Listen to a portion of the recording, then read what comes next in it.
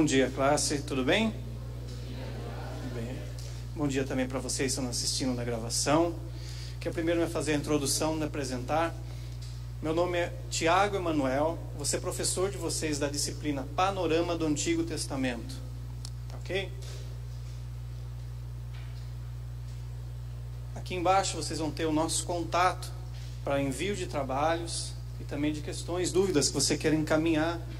Puxa, na aula foi muito rápido, não consegui entender.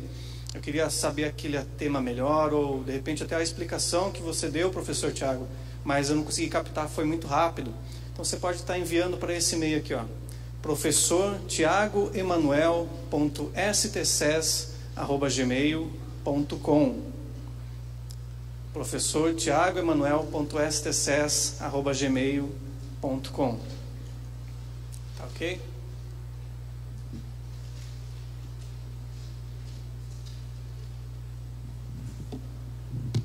As nossas aulas vão ter a duração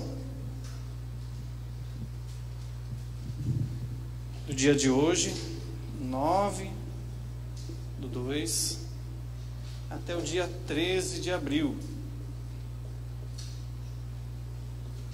totalizando 10 aulas.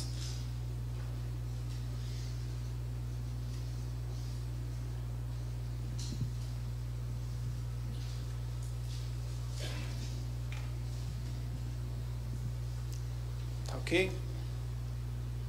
A metodologia que nós vamos trabalhar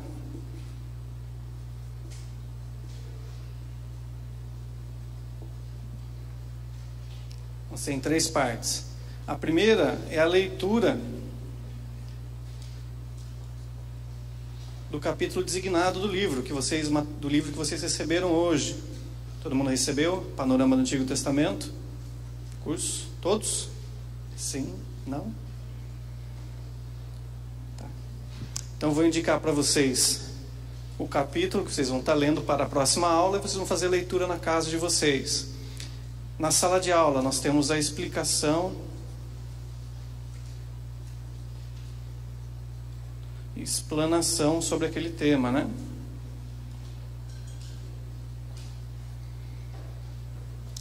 E depois, a última parte da metodologia é o que vocês gostam, que é questionário, é trabalho, lição de casa. Então, sobre as aulas dadas,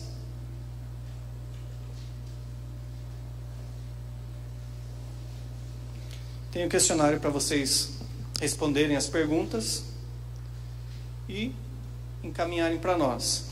Esse questionário vocês vão poder entregar de 2 formas, tá ok? Por aqui em cima. Primeira forma é forma física.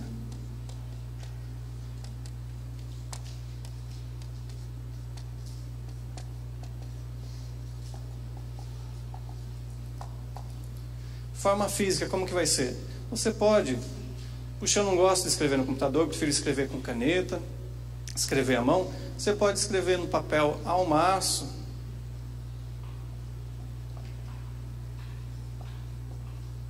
Tá ok? Com caneta de tinta azul ou preta. Papel ao maço e nos entregar na próxima aula. Eu falo, não, professor, eu gosto de escrever no computador e imprimir. Acho que fica mais bonito, mais organizado. Então você pode fazer isso, digitar no seu computador, no seu tablet, no seu celular, as respostas. E entregar de forma impressa. Ou também, vocês que acham mais fácil, podem entregar de forma digital. Você responde o questionário e encaminha um arquivo para nós, para o e-mail. Vou apagar aqui.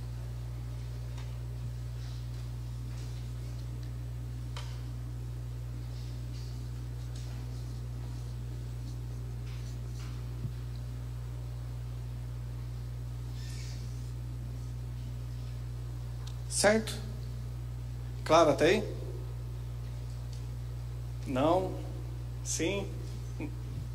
Todos entenderam? Não? Quem não entendeu, levanta a mão. Pode perguntar, você não entendeu. O questionário ele tem no livro. No final de cada aula, eu vou estar indicando para vocês as questões que vocês vão responder. Vou sinalizar. Então, no final de cada aula, eu vou pedir para vocês, vou dar a referência da página, dentro daquele capítulo que a gente estudou, vou pedir para vocês responderem as questões daquele capítulo. E na aula seguinte, vocês entregam para nós. O pessoal que está nos assistindo a gravação vai estar no mesmo esquema, vai estar assistindo e depois encaminhando, provavelmente, através do e-mail, o questionário respondido. Ficou claro? Muito bem. Vamos lá. Vou apagar aqui um pouco.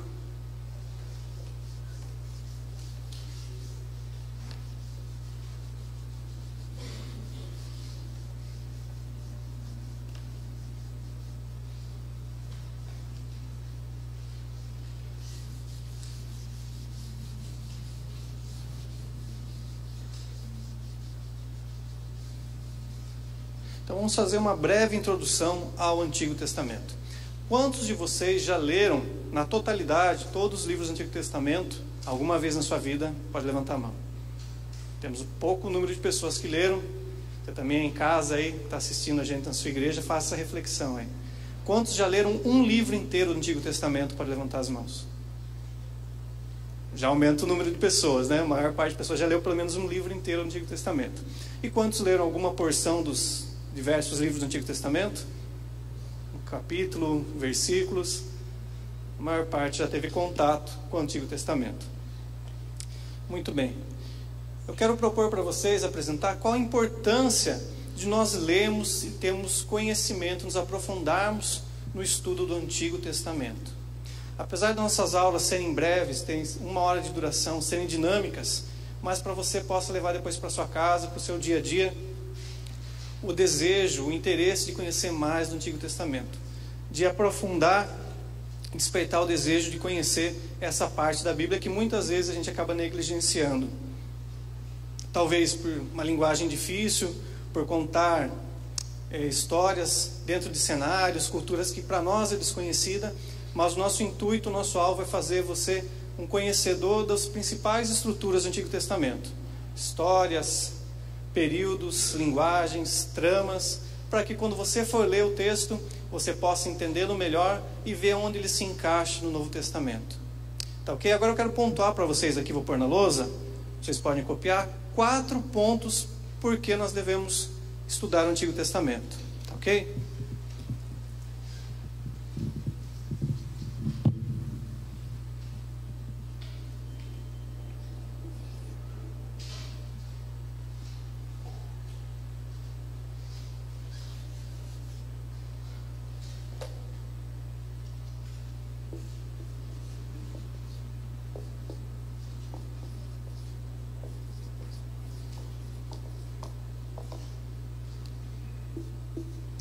Turma da minha esquerda consegue enxergar aqui desse lado?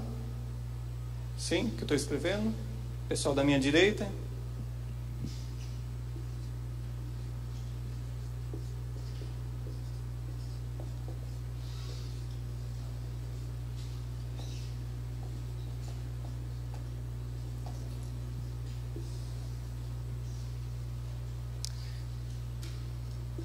O principal ponto, por que estudar o Antigo Testamento? Porque ele contém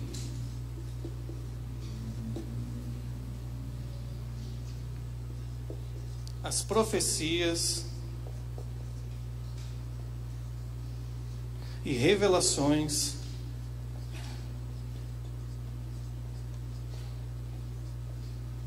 de Deus para toda a humanidade.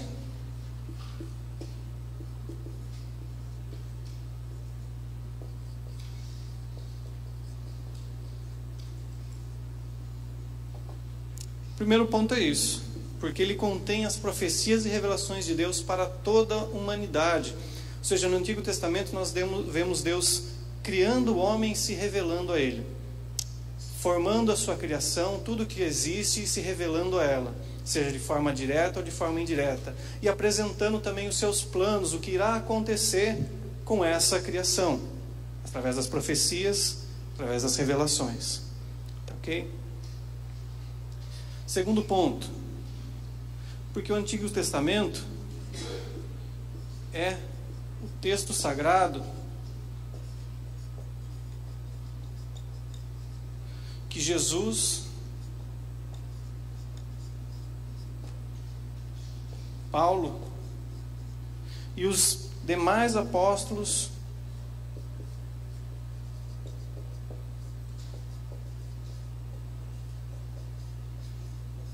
utilizavam.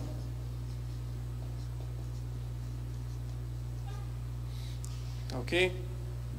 Porque o Antigo Testamento era a Bíblia dos dias de Jesus. Era o texto quando o judeu religioso ia para a sinagoga, ele lia e ele meditava sobre aquilo.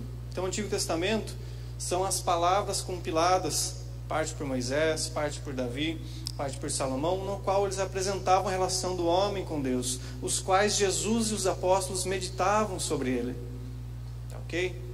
Um exemplo onde nós enxergamos isso é na passagem do Evangelho de Lucas, no capítulo número 24. E outro fica bem claro isso é também no livro de Atos, capítulo de número 17. Onde nesses exemplos, onde Jesus com os apóstolos conversam acerca das Escrituras do Antigo Testamento, e no capítulo 17, onde Paulo explica a pessoa de Jesus, apresenta a pessoa de Jesus para uma igreja na atual região da Grécia, utilizando o Antigo Testamento. Ok? E nós vemos mais tarde, na carta aos Hebreus, onde o autor fala que as coisas escritas do Antigo Testamento são como que sombras daquilo que haveria de se concretizar no Novo. Ou seja, o autor da carta aos Hebreus fala que aquilo que contém o Antigo Testamento era apenas a ponta do iceberg que iria se revelar no Novo Testamento. As profecias sobre Jesus estão contidas no Antigo Testamento. E elas se tornam realidade com o seu nascimento, a sua vida, a sua obra, sua morte e sua ressurreição. E elas continuam a se cumprir após a sua ressurreição até o dia do cumprimento total da palavra de Deus. E nós vemos relatado no livro de Apocalipse. Tá ok? Terceiro ponto. Por que estudar o Antigo Testamento? Porque ele representa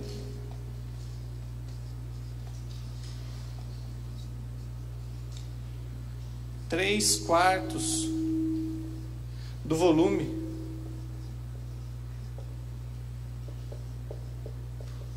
da nossa Bíblia.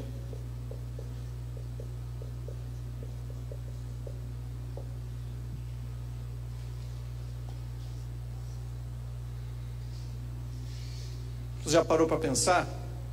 Essa Bíblia que você leva toda vez que você vai no culto, os que tem no carro, que levam também para outro local. 3/4 delas são o Antigo Testamento. Então deve ter alguma importância, deve ter algum peso estudá-lo, conhecê-lo, meditá-lo, né?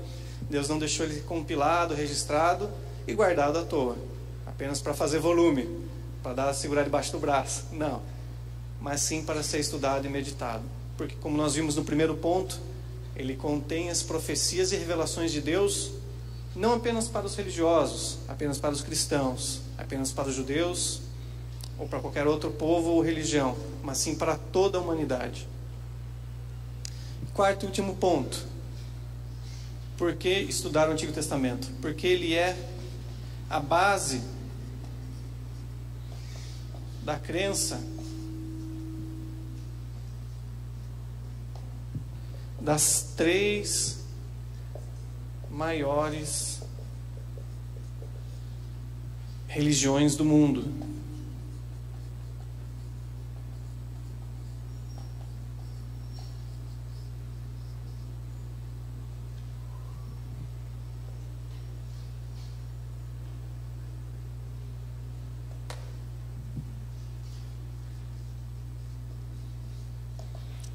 Partindo pela ordem, primeiro o judaísmo, depois o cristianismo,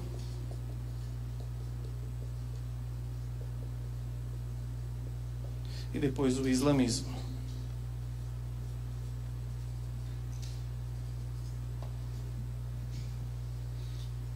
o Antigo Testamento é a base da crença das 3 principais maiores religiões do mundo. Tá ok? As quais mantêm a base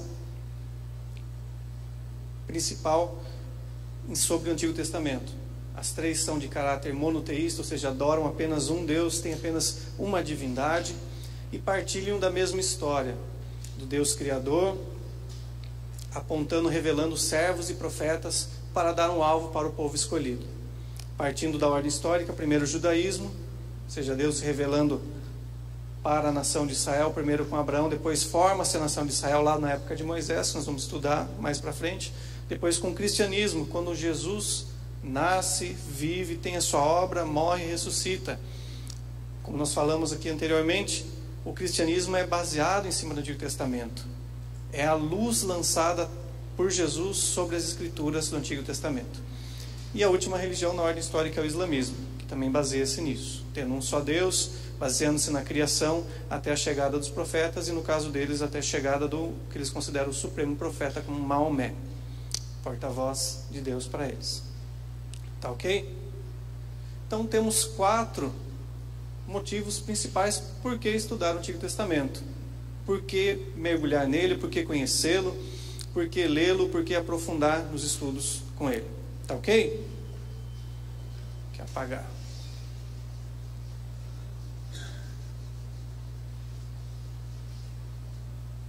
Dúvidas até agora?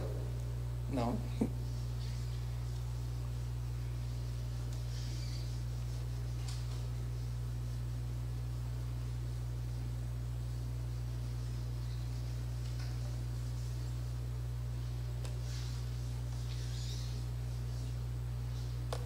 Vamos lá. Continuando a nossa introdução.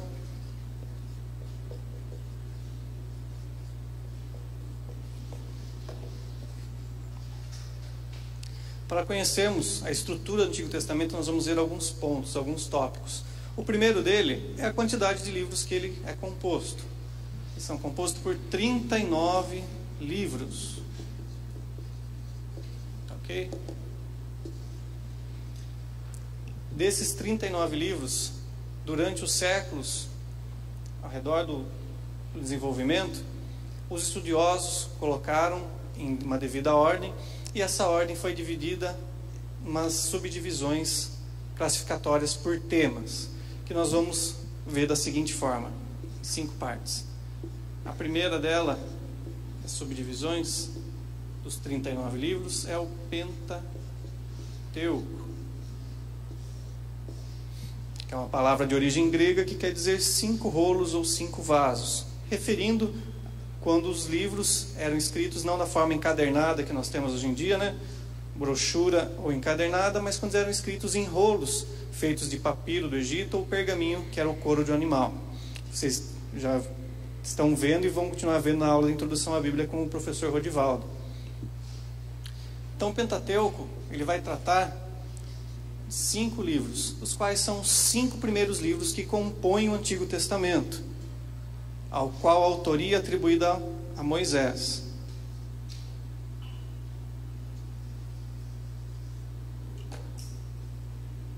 E esses livros vão de Gênesis até o livro de Deuteronômio. Okay. A autoria é atribuída a Moisés.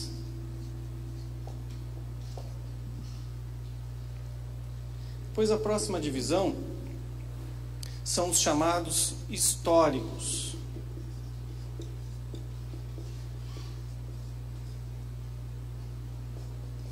Que vão ter o número de 12 livros. Que eles vão de Josué até o livro de Esther.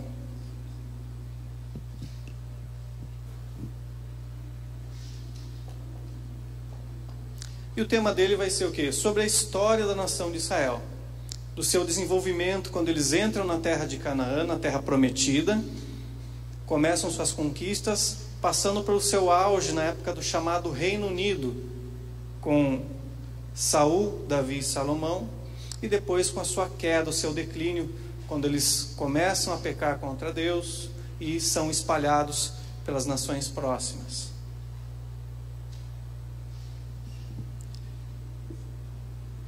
até o seu retorno do cativeiro babilônico, no qual eles começam a repovoar e reconstruir tanto a região da Judéia quanto a cidade de Jerusalém e a vida religiosa naquela cidade. Terceira divisão são chamados livros poéticos. Eles são em número de 12. Eles vão do livro de Jó até o livro de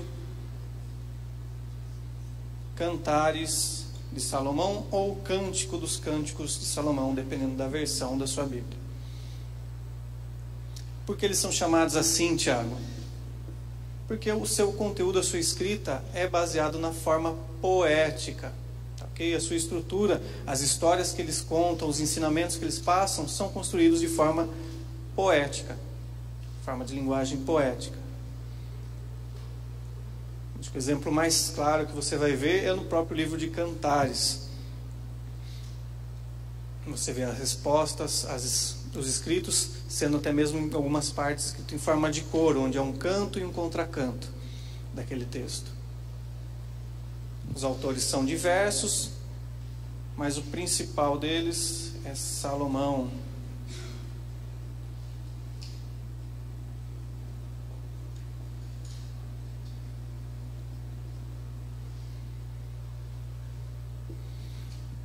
A autoria do livro de Jó é desconhecida. O livro de Salmos tem vários autores. Provérbios, a maior parte de Salomão. Eclesiastes é atribuído a Salomão e Cantares também a ele. Por isso, o principal autor dos livros chamados poéticos. Vamos colocar aqui nessa outra lousa a quarta e a quinta parte.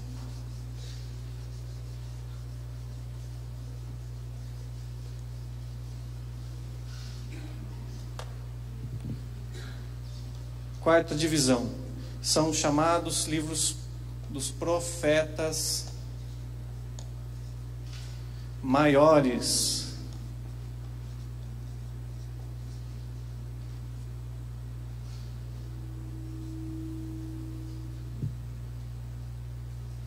Que eles são em número de 5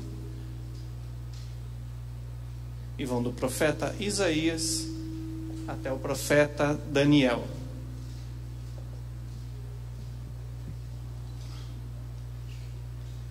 Recebem esse nome, essa divisão com profetas maiores, por causa do volume das suas profecias e do seu conteúdo.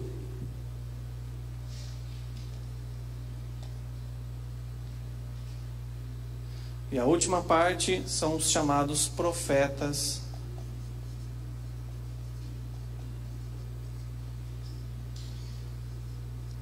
menores. Também devido ao volume e ao peso das suas profecias.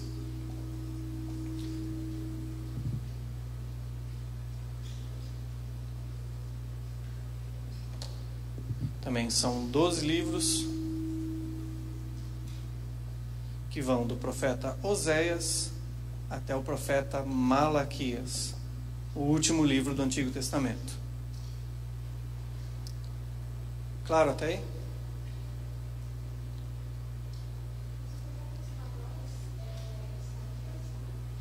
Daniel. De Isaías a Daniel.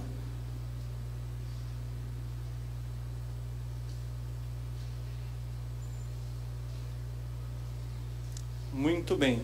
Então essa é a principal subdivisão dos livros do Antigo Testamento.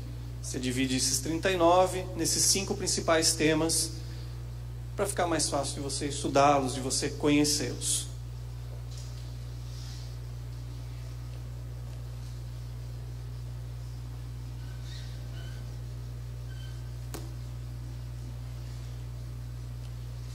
Vamos lá.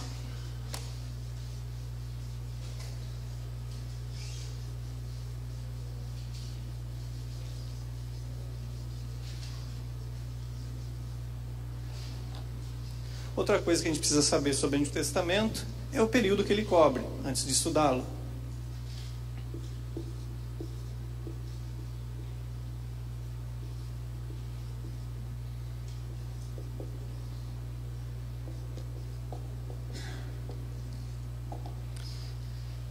Então, os textos do Antigo Testamento, eles vão cobrir o período bem fácil de datar, da criação, ou seja, da eternidade, até por volta do ano 400 antes de Cristo. Nós temos aqui a criação e aqui o registro do profeta Malaquias.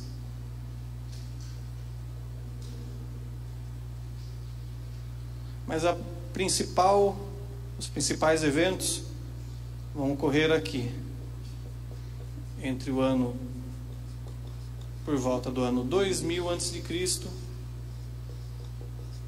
até o ano 400, quando Deus chama Abraão, inicia-se o processo de formação da nação de Israel, quando começa a Deus a criar, separar o povo dele, chamado a nação de Israel, futuramente.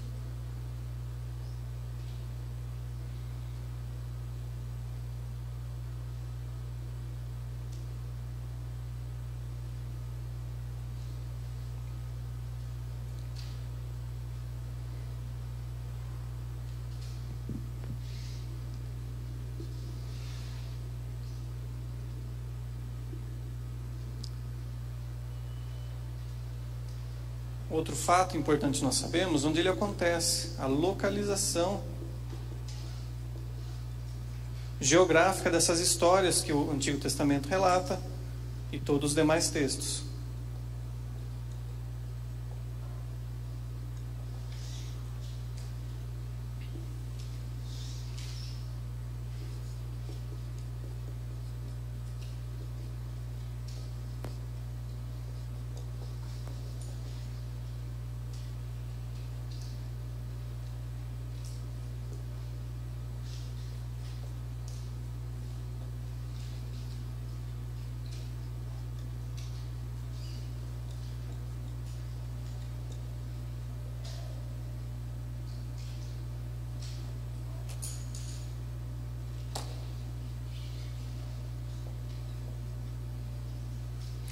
A localização geográfica, da onde ocorrem as histórias, onde os livros são compilados, são registrados, passados de forma oral, depois de forma escrita, das passagens do Antigo Testamento.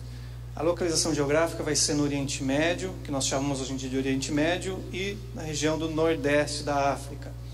Oriente Médio compreendendo da região do atual Irã, onde foi a antiga região chamada Pérsia, até a sua divisão ali com o Mar Morto,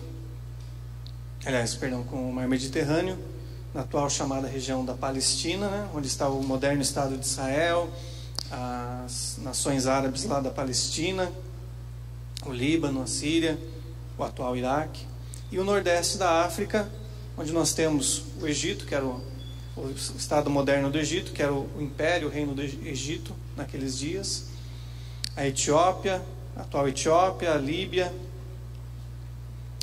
Quênia, toda aquela região. Tá ok? Claro até aí? Sim? Não? Bom, então quando você lê o Antigo Testamento, você se localiza onde correram essas histórias. Ocorreu aqui na América do Sul, na selva tropical? Não ocorreu lá naquele pano de fundo lá. Quando você lê Salmos, você vê o profeta, por exemplo, Jeremias, chamando a nação de Israel de dromedária nova de ligeiros pés. Fala, que trem que é esse, pelo amor de Deus? É o animal típico da região. Então vai ter as suas culturas associadas à sua região onde ele morava. Chacais, crocodilos, referem-se à localização geográfica de onde ocorrem os textos do Antigo Testamento, onde aquelas pessoas viviam, né? Então, todo e qualquer texto, seja bíblico, seja religioso ou de qualquer outra natureza, o seu autor e seus personagens vivem em algum local, tem a sua cultura, não é criada a partir de uma bolha, tá ok? Então, sempre interessa quando a gente vai ler algum texto, no nosso caso o Antigo Testamento, saber aonde ele ocorreu, as suas histórias, no nosso caso aqui, no atual Oriente Médio e atual Nordeste da África. Certo? Outro ponto importante, o idioma no qual foi escrito e no qual as pessoas que viveram aquelas histórias, escreveram aqueles relatos e demais tipos de texto, falavam. Tá, ok? Alguém tem uma ideia de qual que era o idioma do Antigo Testamento? Oi? Hebraico, muito bem.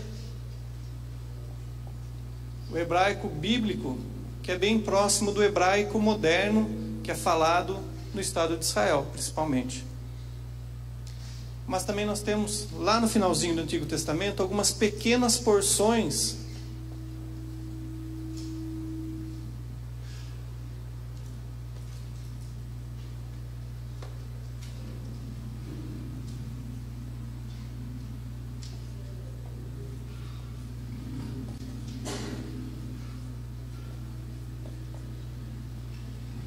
temos algumas pequenas passagens e porções no aramaico. Ok? Que era uma língua que compartilha, que é uma língua ainda hoje em dia utilizada no Oriente Médio por alguns povos, que compartilha da mesma raiz, a chamada linguagem semítica, que tem a sua origem nos povos descendentes de Sem, que era um dos filhos de Noé. Tá ok?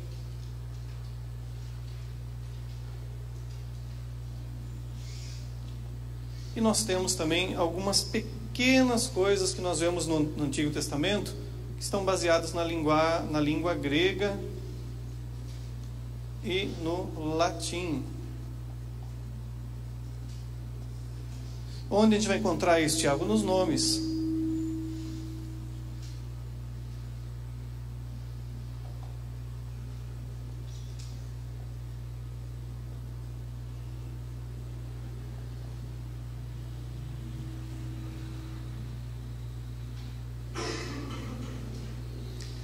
A gente vai encontrar nomes de personagens de livros, tanto da língua grega, do grego, né, quanto do latim.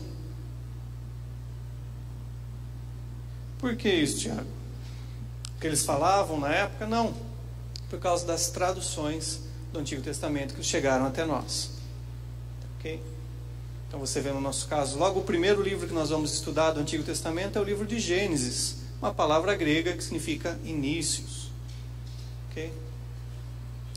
As palavras latinas, o nome do personagem Isaías, um dos profetas maiores.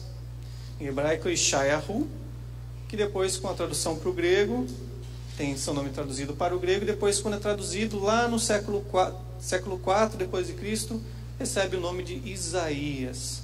Ao quanto caminhou o texto bíblico até chegar para nós hoje em dia no ano de 2019, na língua portuguesa, que a gente sofreu muitas variações desde o século XII, quando ela surge lá na Península Ibérica.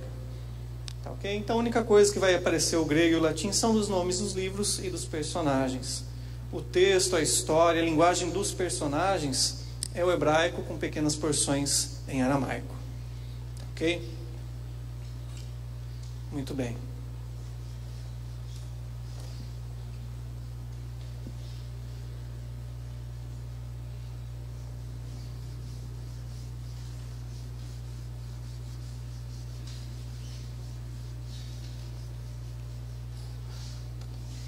Então agora a gente vai entrar já nas primeiras divisões dos 39 livros. Nós vamos ver a primeira porção, que é a chamada Pentateuco.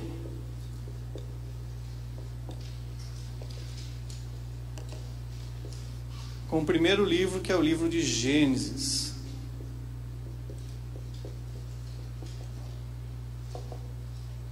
Que, como eu falei agora há pouco para vocês, significa inícios, começos, princípios.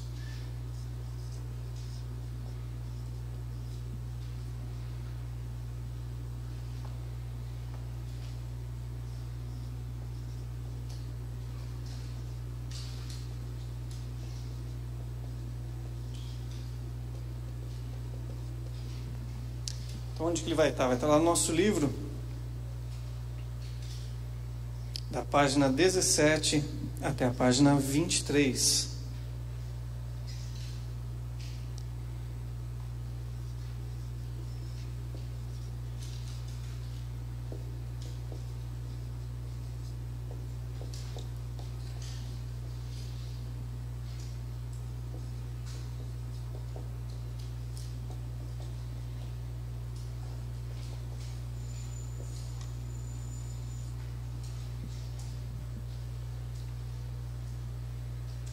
Então, no nosso livro, da página 17 à página 23, ele vai tratar sobre o livro de Gênesis, falando acerca dos primórdios, ou seja, dos inícios que o livro de Gênesis apresenta.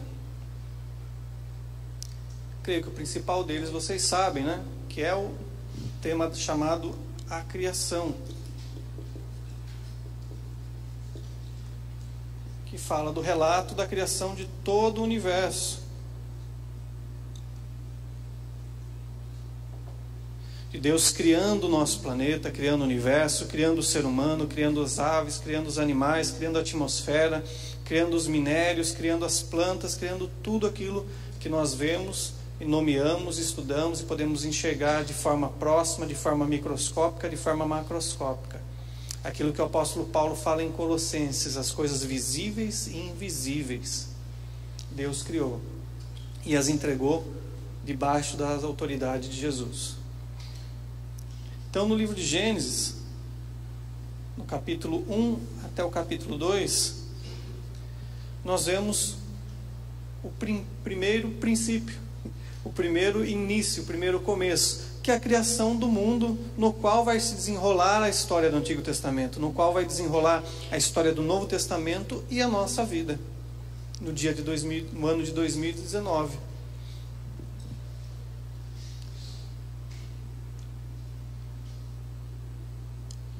E a criação é relatada por Moisés, sendo baseada em 6 dias de obra da parte de Deus e um dia de descanso.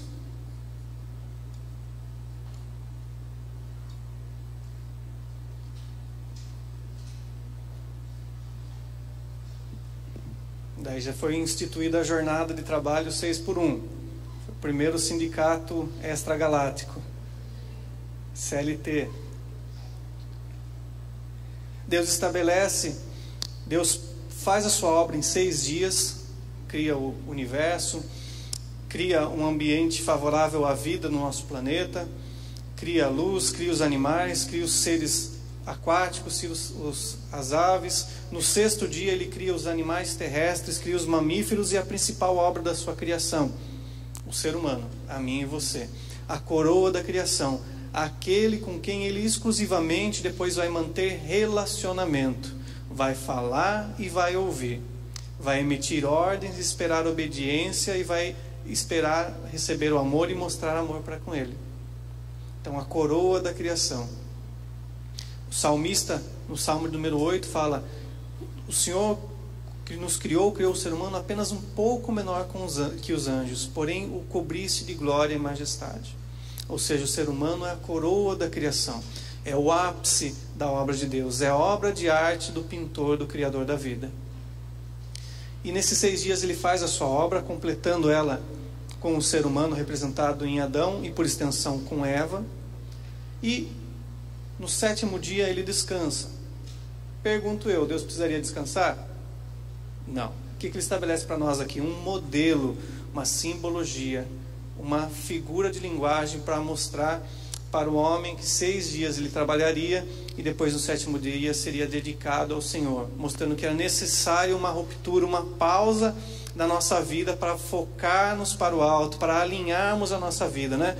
Para balancear, para zerar a balança da nossa vida. De repente a gente vive naquela loucura de trabalho, estudo, muito serviço, até mesmo muitas vezes ministério. Talvez você esteja me assistindo aí também, se vive nessa correria, nessa loucura, mas o que Deus espera de nós não é apenas produtividade, mas um dia de encontro com Ele, um dia dedicado exclusivo a Ele. Seja no seu dia a dia, 1 hora, 2 horas de oração, de meditação, meia hora, ou aquele tempo que você tem no seu horário de almoço, ou seja um dia exclusivo para Ele, como os sabatistas assim fazem. Mas Deus espera um momento de dedicação exclusiva para Ele. Assim como no final de cada dia Ele ia lá no Jardim do Éden, conversava com o homem, assim Deus tem para mim e para você o dia especial, o momento chamado da viração, onde Ele espera exclusividade sua para com Ele.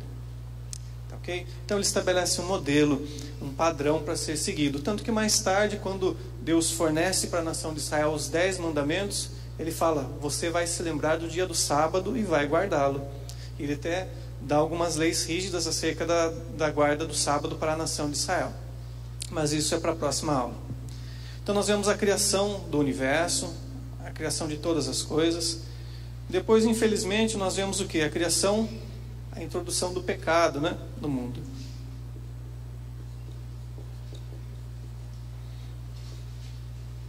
Isso relatado lá em Gênesis capítulo 3. Quando Deus dá uma ordem para Adão e Eva acerca da árvore do conhecimento do bem e do mal. Vocês lembram dessa passagem, né? Vocês já ouviram. E Adão e Eva descumprem, desobedecem esse mandamento, essa ordenança da parte de Deus.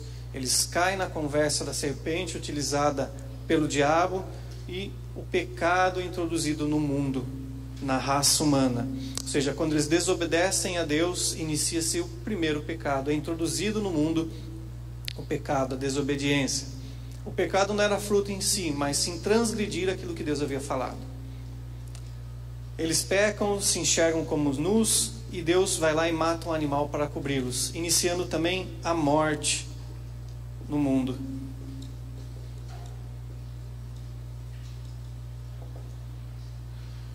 A partir disso, nós temos agora a consequência do pecado.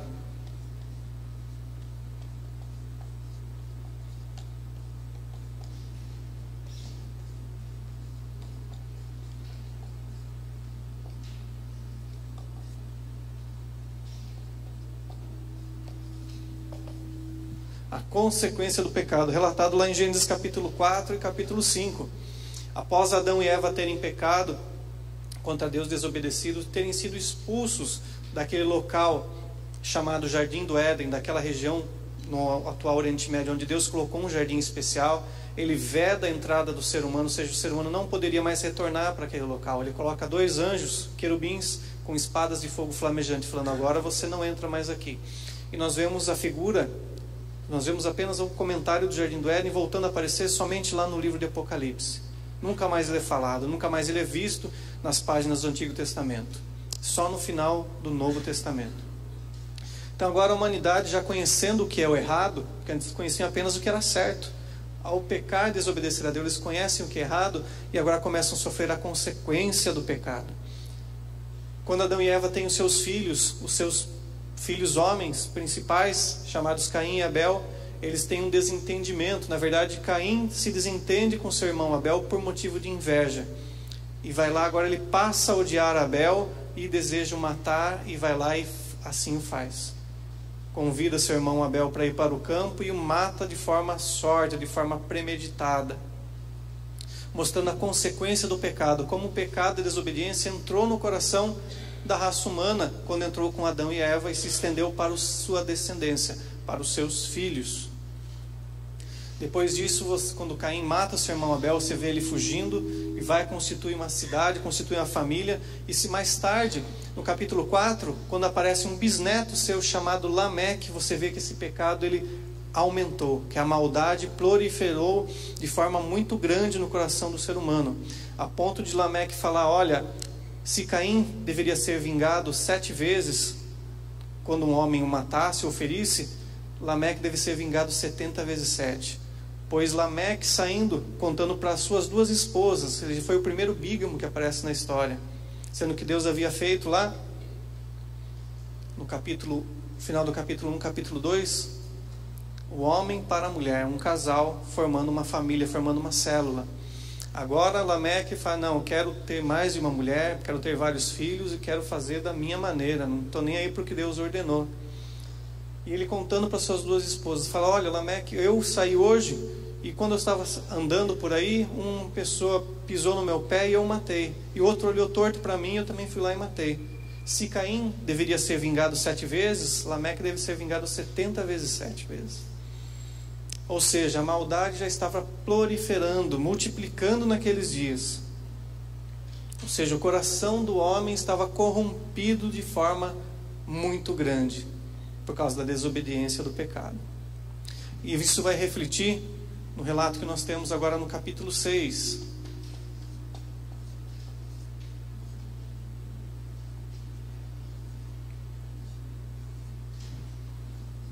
Até o versículo 19. Onde nós vemos principalmente a história de Noé com sua família, o relato deles. Quando Deus, vendo a maldade aumentar e multiplicar na sociedade, na sua criação, Ele decide trazer o castigo, regular, abaixar a régua, colocar os pesos na balança para recomeçar todas as coisas.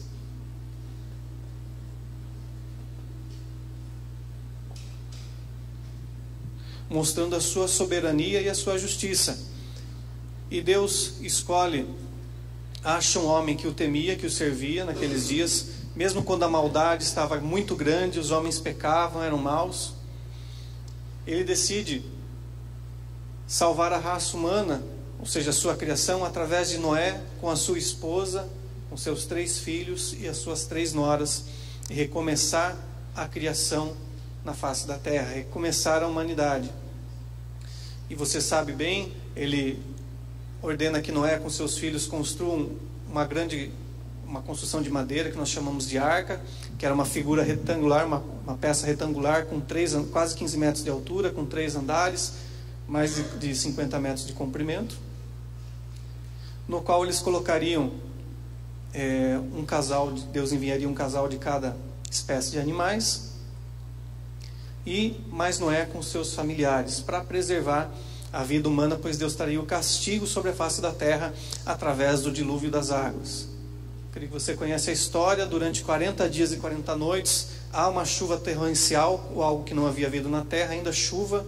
As fontes das águas no abismo debaixo da terra se abrem, é água vindo do céu, água vindo por baixo da terra, e durante 150 dias, depois que Noé e sua família entraram na arca, as águas cobriram a face da terra até o monte mais alto existente na época. E depois desse período, mais algum período, quase completando um ano, Deus manda Noé com sua família sair da arca e reinicia a história da humanidade. Deus faz uma aliança com Noé, promete que nunca mais destruiria a humanidade por meio das águas e restaura o seu voto com a humanidade. E agora vai ser o recomeço.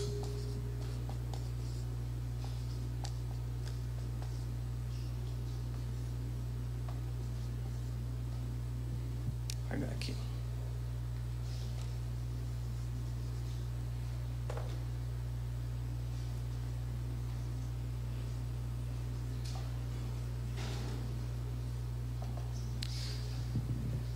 No Gênesis 8, 20 até o capítulo 10, nós vemos o recomeço, a reconstrução da vida humana na terra.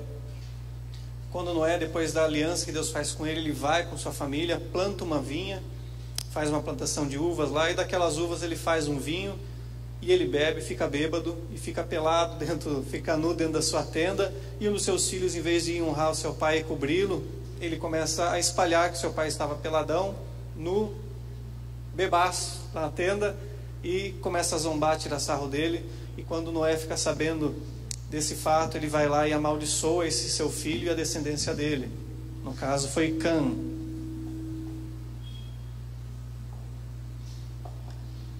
Algo que você guarde muito bem, porque isso vai se refletir depois quando nós vamos ver a nação de Israel entrando na terra de Canaã, descendente de Cã, filho de Cã. Ok? E o interessante que nós vemos aqui é que, mesmo vendo que Deus traz o castigo para eliminar, para cortar a maldade da terra, talvez você tenha pensado já muitas vezes, falou, puxa, por que Deus não destrói os maus? Há tanta pessoa errada, tanta pessoa que faz o mal, por que não mata os bandidos, os estupradores, os que vendem a juros, vende todas aquelas pessoas, destrói todas aquelas pessoas que causam mal? Deus realmente fez isso já uma vez, trouxe o castigo, mas não deu muito certo, porque a maldade está impregnada no coração do homem. E nós vemos apenas isso revertendo, tendo o remédio, a cura para isso, quando se cumpre as profecias, as palavras que Deus falou para o profeta Jeremias contar para a nação de Israel. Lá em Jeremias capítulo 31, ele fala, olha, nação de Israel, vem dias que eu vou tirar de vocês, vai chegar um dia que eu vou tirar do peito de vocês o coração de pedra, e vou colocar um coração de carne no qual vou escrever as minhas leis. Então, o problema da maldade no homem, na sociedade, não acontece eliminando as pessoas que cometem o mal, mas só vai resolvido quando o coração do ser humano é mudado, quando ele é transformado. E nós vemos quem tem o poder de fazer isso é Jesus. Quando lá na cruz nós vemos a sua obra consumada, Ele dando perdão para nós que éramos inimigos seus, que éramos pecadores, que merecíamos o castigo, mas Ele decide nos dar a perdão e a vida. Tá, ok? Depois desse recomeço, nós vemos agora a humanidade se reunindo novamente.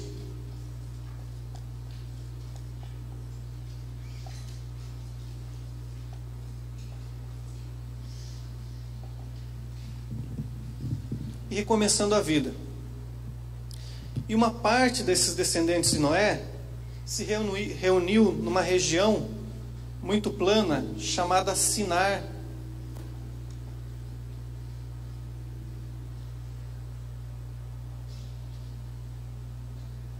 Sinar,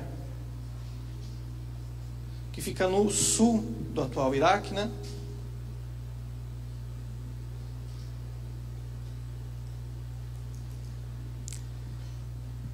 E lá, naquela região plana, eles têm uma brilhante ideia de construir uma cidade, construir uma torre.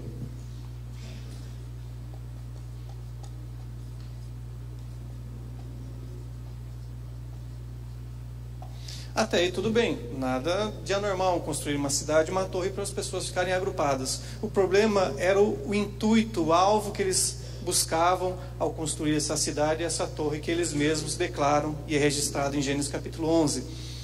Eles falam, vamos construir essa cidade, essa torre, para que Deus nunca mais nos espalhe, ou seja, nos mande para outros lugares.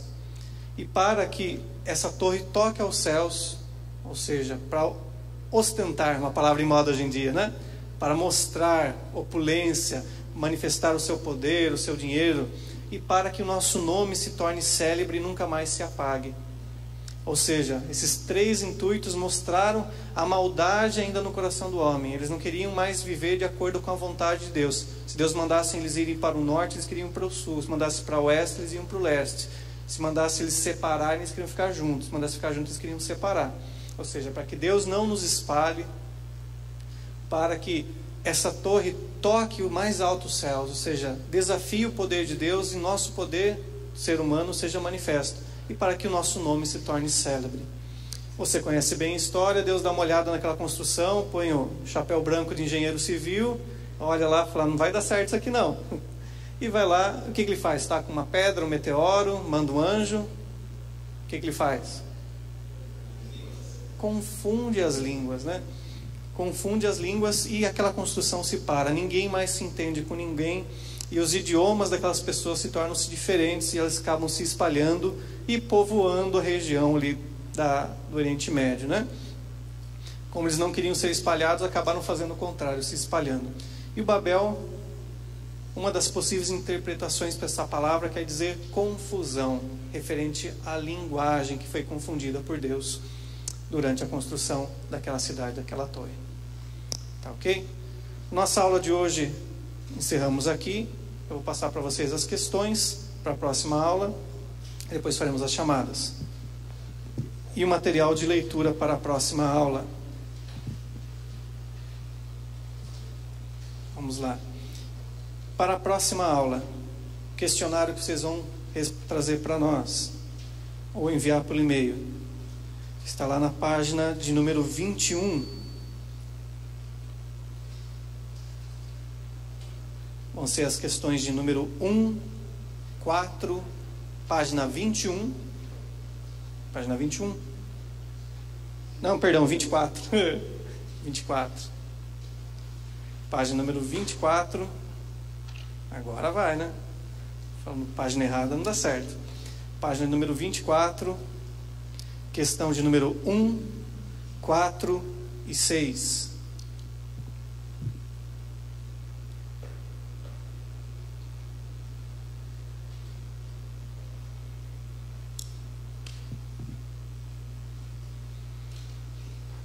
E vocês vão ler para a próxima aula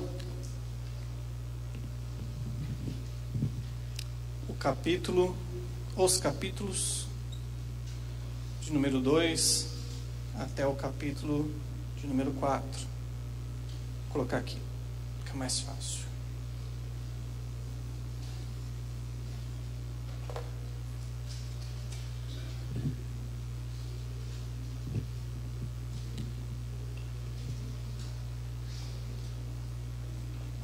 Leitura dos capítulos número 2, número 3 e número 4.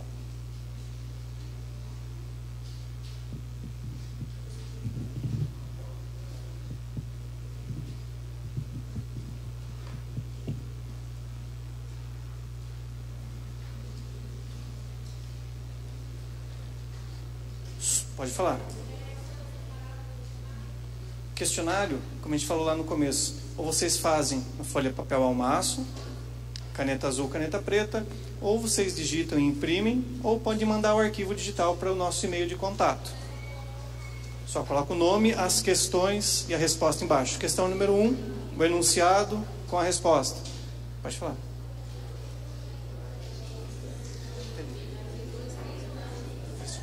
Oi? Não, o capítulo do livro. Pessoal, só se ficou alguma dúvida, ó, a leitura nossa não é do livro bíblico, é do livro do nosso material. Vocês vão ler o capítulo de número 2, número 3 e número 4, para a aula que vem. Puxa, Tiago, é muita coisa. Não, não é. É bem espaçado os temas, as fontes são grandes, graças a Deus, né? Então o texto é pequeno e você consegue ler com calma. Se lendo 3, 4 páginas por dia, você consegue absorver. Certo? Vou fazer a chamada e vou liberar vocês.